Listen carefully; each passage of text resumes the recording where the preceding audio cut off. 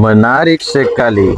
Inilah salah satu pekerjaan yang sering kita anggap sepele, tapi sebenarnya punya nilai tinggi dan butuh ketelitian. Luar biasa. Tukang keramik ini. Dari luar, kelihatannya gampang, cuman pasang keramik, ratain semen, terus tempel. Tapi kalau kita perhatikan baik-baik, setiap gerakan mereka itu penuh perhitungan. Dari cara mengaduk semen dengan komposisi pas sampai memastikan setiap sudut keramik rata dan presisi. Kalau salah sedikit saja bisa miring, bisa pecah, bahkan bisa bikin tampilan rumah jadi kurang rapi. Dan yang hebatnya lagi, mereka bekerja bukan cuma pakai tenaga, tapi juga pakai ilmu dan pengalaman. Mereka tahu jenis semen yang cocok, tahu cara membaca kondisi lantai, tahu kapan adukan harus digunakan supaya hasilnya kuat dan awet. Itu semua bukan hal yang bisa dipelajari dalam sehari dua hari.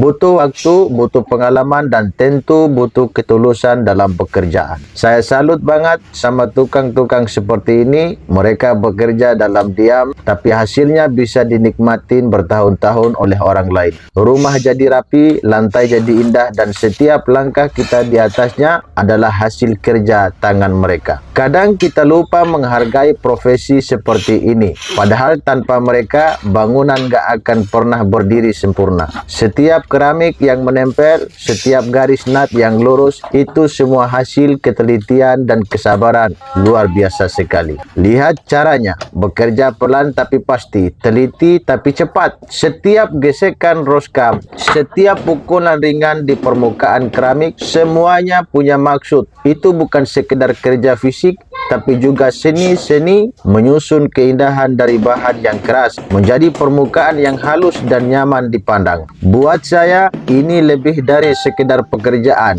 Ini bentuk pengabdian. Tukang-tukang seperti ini membangun bukan hanya dinding, tapi juga kenyamanan hidup orang lain. Jadi buat semua tukang keramik di luar sana, salut dan hormat saya. Terus semangat, terus berkarya, dan terus bagikan ilmu kalian. Karena ilmu seperti ini nggak ternilai harganya. Dan saya percaya semakin banyak orang yang menghargai pekerjaan jujur seperti ini, semakin kuat pula pondasi kehidupan kita bersama. Tangan boleh berdebu, baju boleh kotor, tapi hasil kerja kalian bersih dan indah. Terima kasih untuk setiap keramik yang kalian pasang dengan hati. Kalian adalah seniman di balik setiap lantai yang kita pijak. Semoga bermanfaat.